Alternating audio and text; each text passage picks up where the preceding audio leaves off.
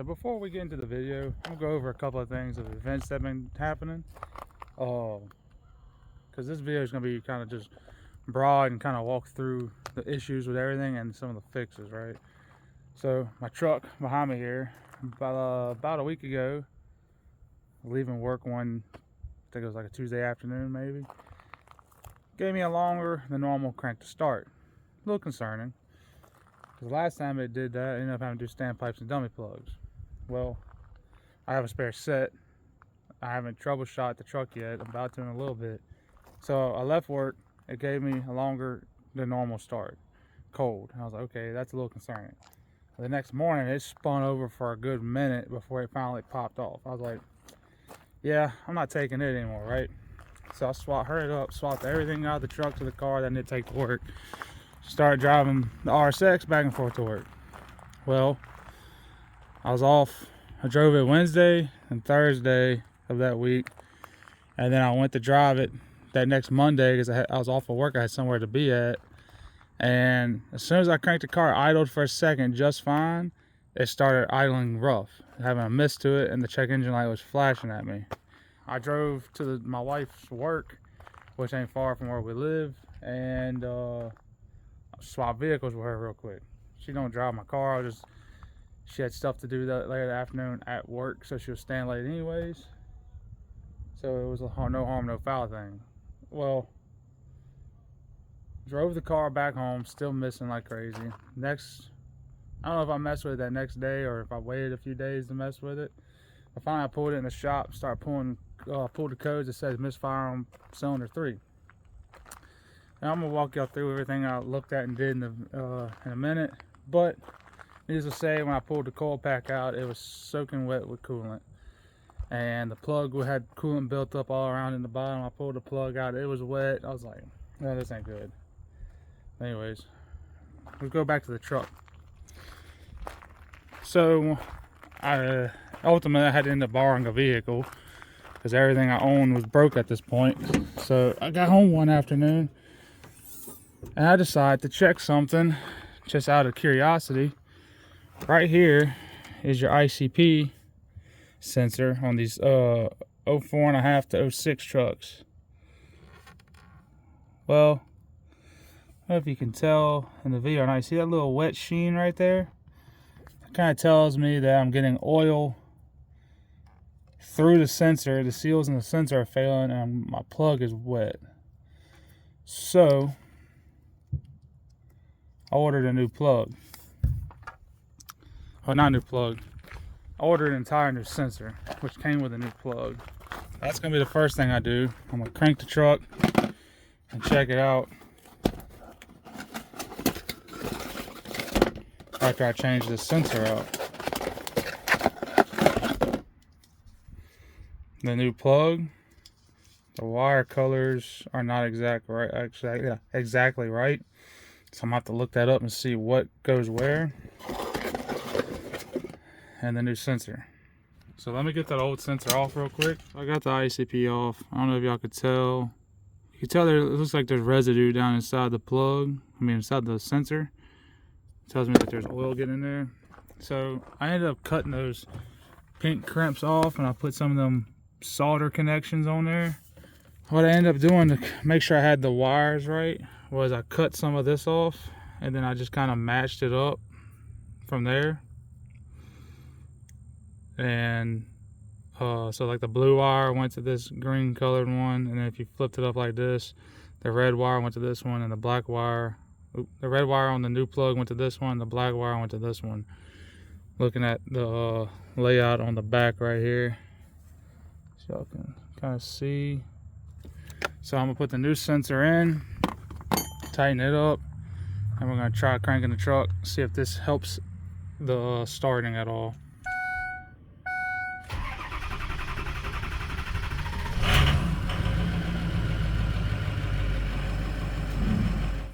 Put this air in here.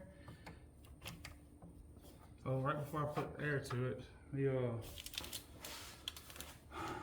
I got my ICP wire, IPR wire right here.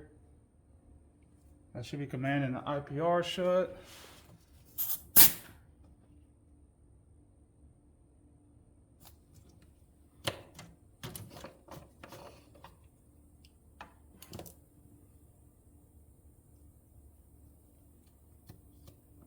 hear anything.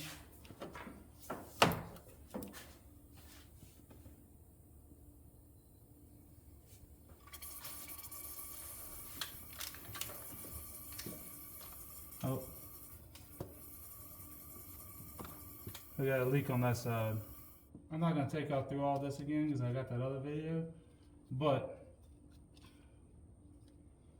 as you can tell, we got a high pressure oil leak on this side. So I'm gonna go ahead and start taking this side apart, see what I find.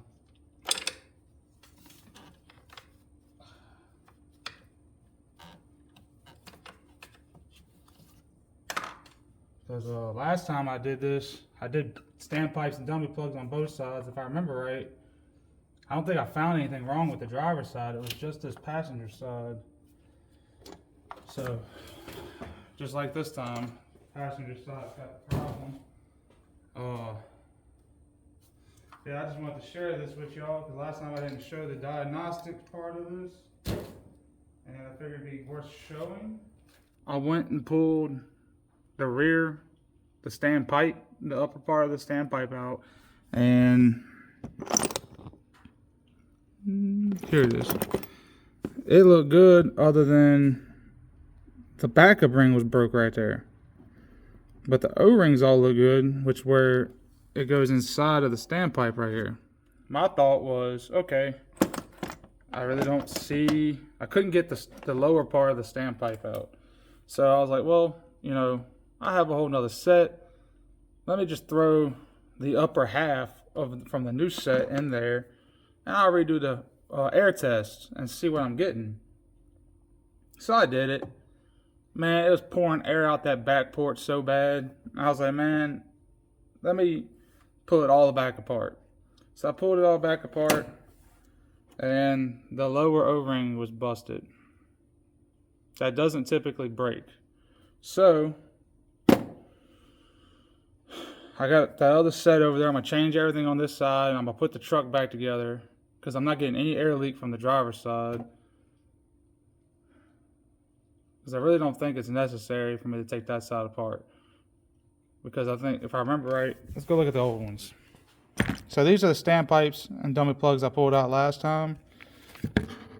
You can see that one's got some wear on it.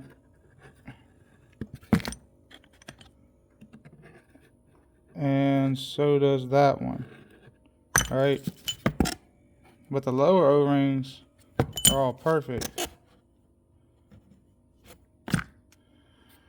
So, and actually if you look on that other one, the backup ring is missing on it. Which doesn't make a whole lot of sense that the backup ring's missing. That tells me the backup ring must have failed and allowed that O-ring to blow out. Cause all this heartache and work. Alright, so I don't know if you can hear it. Got the air going.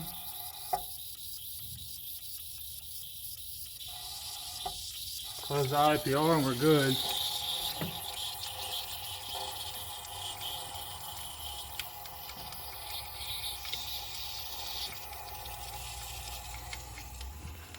And what that other noise is, it's the next day.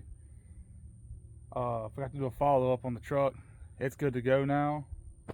I changed just the passenger side standpipe assembly. The dummy plug O-rings were fine, so I just reused the one I had that was in there. I had a brand new one, but I mean, it looks just fine. Normally, on these 6.0s, you don't do stuff like that. I know people are probably gonna be like, oh, you should have changed all of them, but look, before I turn the camera on for that final air test, after I changed that side, when I put the power wire for the IPR on the positive of the battery, it got the air shut off completely. It was super quiet. I know there was a little gurgling noise right there. I don't know what that was about, but it was quiet, and I'm 100%. I feel 100% about the repair I did. Right, that's really all that matters. The truck cranks good, it runs good, and the new ICP's actually, I think, reading better than the old one. I mean, the other one had oil inside of it, right? It was leaking. But I forgot to tell y'all about one other issue I was having, and it's not with this truck. It's actually with this truck for once. You come look over here. You look up in here. It's probably hard to tell. There's not a lot of light, but the coolant line right here is leaking on this side. So we're gonna get this truck in the shop, get the coolant drained out, get this wheel off, get it on a jack stand, work on changing that coolant line out. I'm trying to do it. Try and do this without pulling turbo, because it's just that one line on this side. So let me get the truck in the shop and get it on jack stand and everything and see what we got. I went ahead and pulled the whole inner fender out. Show y'all what we got up in here. You can see this line is leaking right here at this fitting, and I have a valve cover leaking. Well, I'm not gonna worry about the valve cover today. We're just gonna focus on the problem at hand, and that's it leaking coolant. The kit I bought came with all new lines. You don't necessarily have to change all the lines out, but they're stainless. But they are a pain to get to because you got to do it. I was reading somewhere that you had to pull the whole intake off or something, but it goes back here, right over there. Might be able to do it without pulling everything apart like they're saying. It'd be probably a lot more difficult. Then it would have a nice stainless line instead of a carbon steel line. So now I got to drain the coolant, and from what I was reading online, there's no petcock on the radiator on these newer trucks. I'm just gonna place this bucket precariously under here, and we're just gonna have to hope for the best on what I catch. I wiped that bucket out good, so maybe we can reuse what I catch. There's a little clip right here. Oh, this is my messed up pick. There, I got it. All right, it's a little C-clip. Get it out from behind everything to show y'all.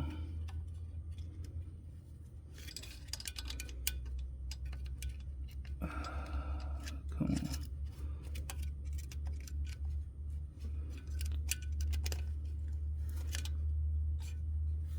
Oh crap. Okay, I dropped it.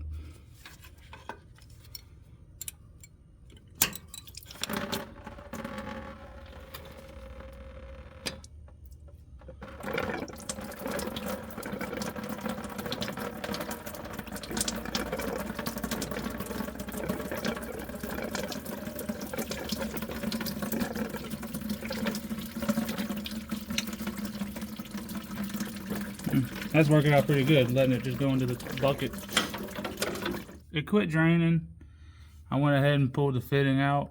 One thing to remember, see there's an O-ring on here. If you pull it out, check and make sure the O-ring came out with the old fitting, because you don't want to stack them O-rings on top of each other like that. This thing was leaking because of an internal sealing problem, which, if you can look, you can see there's an O-ring inside of the new one right there. It's hard to see in this one, but you can kind of see where it's at. It's like the heat got to it finally and just flattened it out. I got the new stainless line right here, and I think I'm gonna go ahead and try and get that back fitting undone and get it changed out as well. Because I mean, like, I'm already here, and I'll have a nice stainless steel line instead of a carbon steel line. I won't have to worry about the line rotting out ever.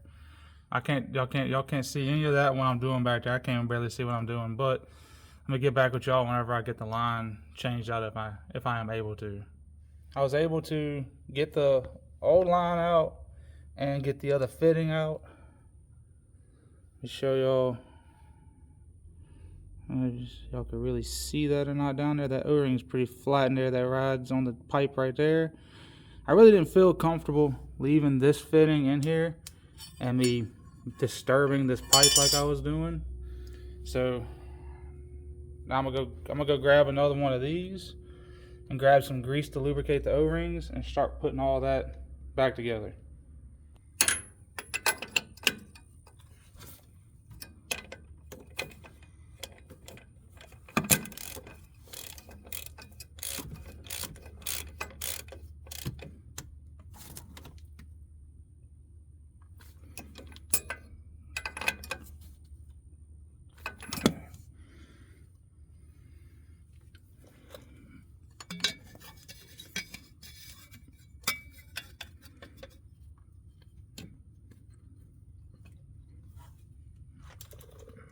Got the new line in, routed. All the clips are in, everything's tight. I'm gonna start putting coolant in this thing, and then we're gonna crank it up and see if we got any leaks. Pray to God we don't have any leaks.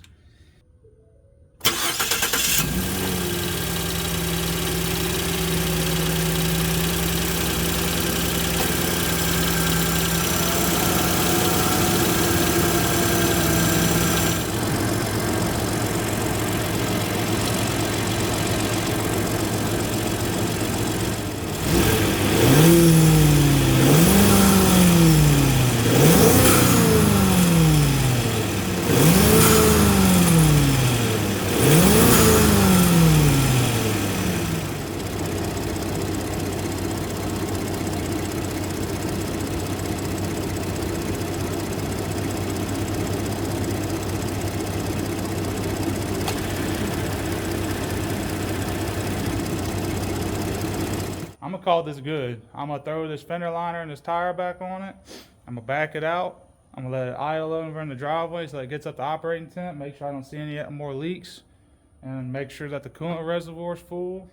I know I talked about this car in the beginning of the video and how I was gonna go over what is wrong with it, but I decided there was so much going on with it that it deserved its own video. So be looking out for that video. You're probably not gonna want to miss it. Very information packed, going over compression tests, leak down tests, things like that.